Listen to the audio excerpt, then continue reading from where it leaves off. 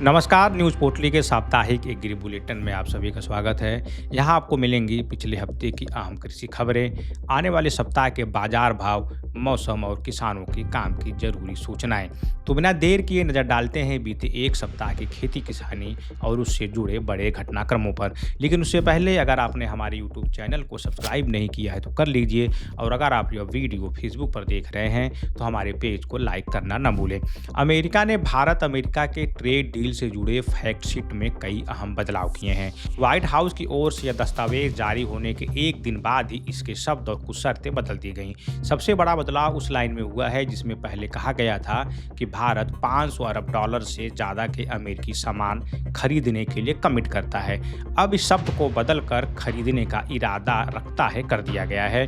इससे समझौते का एक अहम हिस्सा नरम पड़ गया है। 2 फरवरी को ट्रेड डील के ऐलान के बाद दोनों देशों ने ट्रेड डील का एक ढांचा तैयार किया था। इसके कुछ दिन बाद व्हाइट हाउस ने एक फैक्ट शीट जारी किया जिसमें कहा गया था कि भारत सभी अमेरिकी औद्योगिक सामान और कई तरह के अमेरिकी खाद्य व कृषि उत्पादों पर टैक्स कम करेगा या पूरी तरह से खत्म कर देगा।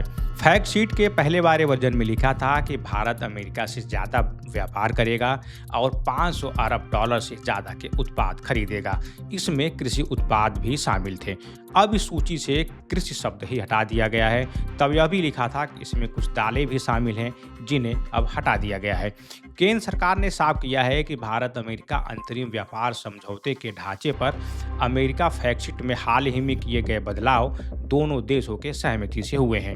विदेश मंत्रालय के प्रवक्ता रणधीर जायसवाल ने कहा कि अंतरिम एग्रीमेंट के फ्रेमवर्क पर ज्वाइंट स्टेटमेंट दोनों पक्षों के बीच आपसी समझ के आधार पर बना हुआ है। इस बुलेटिन में ट्रेड से जुड़ी कुछ और खबरें शामिल हैं, उन पर भी एक नज़र डालते हैं। भारत और अमेरिका के बीच अंतरिम ट्रेड डील की खबर का असर अब सोयाबीन के मंडियों में साफ दिखाई दे रहा है। जैसे ही अमेरिका से सोयाबीन तेल और DDGS आयात की संभावना बढ़ी, घरेलू बाजार में दबाव बढ़ गया। फरवरी 2025 के दूसरे हफ्ते में सोयाबीन का राष्ट्रीय औसत थोक भाव घटकर लगभग 5500 रुपये प्रति क्विंटल पर पहुंच गया, जबकि एक सप्ताह पहले यही रेट 5700 रुपये के आसपास था। यानी सिर्फ एक सप्ताह में ही लगभग 200 रुपये की गिरावट दर्ज की गई। खरीफ मार्केटिंग सीजन 2025-26 के लिए सोयाबीन का न्यूनतम समर्थन मूल्य 5328 रुपये प्रति क्विंटल है।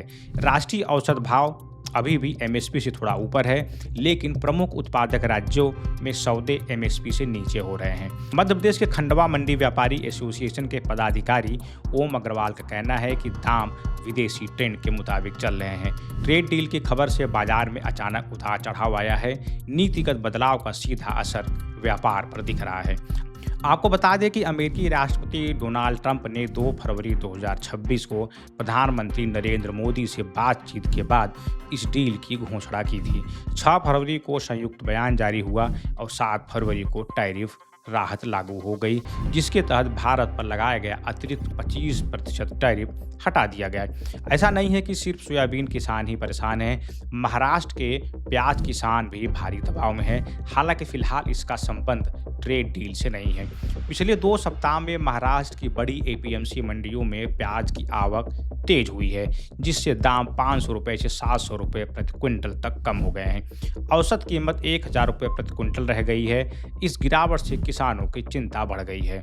महाराष्ट्र के लासलगांव मार्केट कमेटी के चेयरमैन ज्ञानेश्वर ने केंद्र और राज्य सरकार से तुरंत दखल देने की मांग की है। उन्होंने निर्यात बढ़ाने पर जोर देने की भी मांग की है और कहा है कि Philippines, Jordan, Europe, America, Australia को निर्यात बढ़ाने के लिए स्पष्ट नीति बननी चाहिए। बढ़ते हैं अगली खबर की ओर। ट्रेड यूनियनों और किसान संगठनों ने 12 फरवरी को केंद्र की आर्थिक और श्रम नीतियों के खिलाफ देशव्यापी हड़ताल की। संयुक्त किसान मोर्चा समेत कई संगठनों ने भारत अमेरिका ट्रेड डील का विरोध किया। किसानों का कहना है कि यह समझौता कृषि क्षेत्र के लिए नुकसानदेह हो सकता है। उनका आरोप है कि सरकार यह कहकर गुमराह कर रही है कि इसका खेती किसानी पर कोई असर नहीं पड़ेगा। संगठनों ने चेतावनी दी है कि अगर डील वापस नहीं हुई तो आंदोलन और तेज हो सकता है। अब कपास से जुड़ी ये खबर देखते हैं। बांग्लादेश ने अमेरिका के साथ व्यापार समझौते के बाद भारतीय कपास पर निर्भरता घटाने के संकेत दिए हैं। अमेरिका ने बांग्लादेश पर टैरिफ घटाकर 19% कर दिया गया है और शर्त रखी है कि अगर कपड़ा अमेरिकी कपास या मानव निर्मित फाइबर से बनेगा तो अतिरिक्त टैरिफ नहीं लगेगा। माना जा रहा है कि इससे भारत के कपास निर्यात पर असर पड़ सकता है। उधर लोकसभा में भी बढ़ते कपास आयात पर चिंता जताई गई है। टेक्सटाइल मंत्री ने भरोसा दिलाया है कि एमएसपी और सीएसीपी की सिफारिशों के आधार पर किसानों को लागत का कम से कम 1.5 गुना दाम सुनिश्चित किया जा रहा है। वहीं कॉटन कॉरपोरेशन ऑफ इंडिया ने 2025-26 सीजन की कपास कीमतों में 1400 से 1700 रुपये प्रति कैंडी तक कटौती की है और उठान की अवधि 60 दिन से घटाकर 30 दिन कर दी है ताकि बाजार में मांग बढ़े। बढ़ते हैं अगली खबर की ओर। लोकसभा में आलू बोर्ड बनाने की मांग की गई है। 13 फरवरी को फर्रुखाबाद के भाजपा सांसद मुकेश राजपूत ने बजट सत्र के शून्यकाल में लोकसभा में आलू विकास बोर्ड की स्थापना की मांग की। उन्होंने कहा कि इससे आलू आधारित उद्योगों का विकास होगा और किसानों को ज्यादा अच्छी कीमत मिल पाएगी। सांसद राजपूत ने संसद में बताया कि उनके लोकसभा क्षेत्र फर्रुखाबाद सहित देश के कई प्रांतों में आलू का बड़े पैमाने पर उत्पादन होता है। लोकसभा की कार्यवाही से जुड़ी एक और जरूरी खबर देखते हैं। कृषि एवं किसान कल्याण मंत्री शिवराज सिंह चौहान ने लोकसभा में बताया कि केंद्र सरकार हर वर्ष 22 प्रमुख फसलों के लिए न्यूनतम समर्थन मूल्य यानी एमएसपी निर्धारित करती है। उन्होंने कहा कि सरकार का लक्ष्य किसानों को उनकी उत्पादन लागत पर कम से कम 50% का लाभ सुनिश्चित करना है। इसके लिए खादों पर सब्सिडी जारी रखी जा रही है और बीजों को सस्ती दरों पर उपलब्ध कराने के लिए कई योजनाएं लागू की गई हैं। देश के सबसे बड़े राज्य उत्तर प्रदेश का बजट 11 फरवरी को पेश हुआ। बजट में गन्ना में 30 रुपये प्रति क्विंटल की बढ़ोतरी की घोषणा की गई है, जिससे किसानों को करीब 3000 करोड़ रुपए का अतिरिक्त लाभ होगा, ऐसा सरकार का दावा है। सिंचाई परियोजनाओं के लिए 18,290 करोड़ और कृषि योजनाओं के लिए 10,888 करोड़ रुपए का प्रावधान किया गया है। नलकूपों और निर्बाध बिजली आपूर्ति के लिए 2400 करोड़ रुपए और नमामि गंगे योजना के लिए 22,676 करोड़ रुपए का आवंटन हुआ है।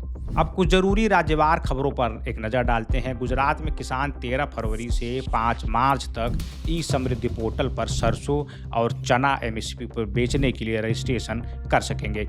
चना का एमएसपी 5,875 रुपये और सरसों का 6200 रुपये प्रति क्विंटल तय है। मध्य प्रदेश के मुख्यमंत्री ने मत्स्य उत्पादन बढ़ाने और मछुआरों के लिए मजबूत इकोसिस्टम तैयार करने पर जोर दिया है। वहीं उत्तर प्रदेश के चंदौली में करीब 6 करोड़ रुपए की लागत से मखाना एक्सीलेंस सेंटर स्थापित किया जाएगा, जहां प्रशिक्षण और प्रसंस्करण की सुविधा मिलेगी। अब बाजार की खबर पर नजर डालते हैं। अंतर्राष्ट्रीय बाजार में रबर की कीमतें करीब 1 साल की ऊंचाई पर पहुंच गई हैं और 191 सेंट प्रति किलो के पार चली गई है। कच्चे तेल में तेजी और दक्षिण पूर्व एशिया में कम सप्लाई से बाजार को सहारा मिला है और एक हफ्ते में करीब 2% और एक महीने में 4% की तेजी दर्ज की गई है।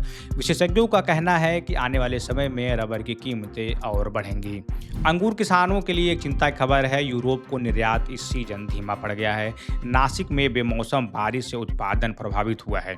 प्रति पौधा गुच्छों की संख्या घटकर लगभग आधी रह गई है। सिर्फ 30 से 40% बागान ही निर्यात मानकों पर खरे उतर रहे हैं, जिससे कीमतों में 20 से 25% तक बढ़ोतरी तो हुई है, लेकिन किसानों को इसका बहुत ज़्यादा फायदा नहीं मिल पाएगा। अब देखते हैं इस सप्ताह मौसम का हाल कैसा रहेगा। इस सप्ताह मौसम मुख्यतः शुष्क और साफ रहेगा। बारिश की संभावना बेहद कम है। तापमान में धीरे धीरे वृद्धि होने के संकेत मिल रहे हैं। कुल मिलाकर इस सप्ताह अधिक बारिश और तूफान जैसी किसी घटना की संभावना नहीं जताई गई है। शुष्क मौसम रबी फसलों के लिए सामान्य है। अधिकांश हिस्सों में रात का तापमान सामान्य से ज़्यादा रहने की संभावना है, खासकर उत्तर पश्चिम सहित मध्य भारत में। गेहूं, सरसों, चना जैसे रबी फसलों पर ज़्यादा तापमान का असर देखने को मिल सकता है। अगर तापमान अचानक ऊपर जाता है तो पानी की ज़रूरत और फफूंद रोगों का जोखिम बढ़ सकता है। कृषि वैज्ञानिकों का कहना है कि अगर पत्तियों पर रस्ट के संकेत दिखें तो समय पर अनुशंसित फफूंदीनाशी का छिड़काव करें। यह सलाह सामान्य मौसम पैटर्न पर आधारित है। जहां बारिश कम और दिन में तापमान मध्यम या ज़्यादा रह सकता है।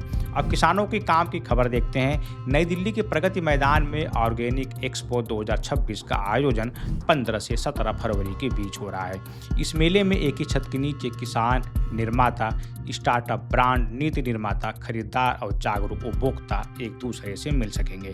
ऑर्गेनिक एक्सपो स्वस्थ जीवन पर आधारित है। 19 फरवरी को हरियाणा के करनाल स्थित न्यू ग्रेन मार्केट में इंटरनेशनल हॉर्टी एक्सपो का आयोजन होने जा रहा है। यह 3 दिवसीय प्रदर्शनी green house technology, plastic film tunnel system, बीज सुधार पोस्ट, हार्वेस्ट टेक्नोलॉजी और नर्सरी व्यवसाय पर विशेष फोकस के साथ आयोजित की जा रही है। इसी के साथ इस सप्ताह का एग्री बुलेटिन यहीं समाप्त होता है। अगले शनिवार को फिर मिलेंगे। नमस्कार।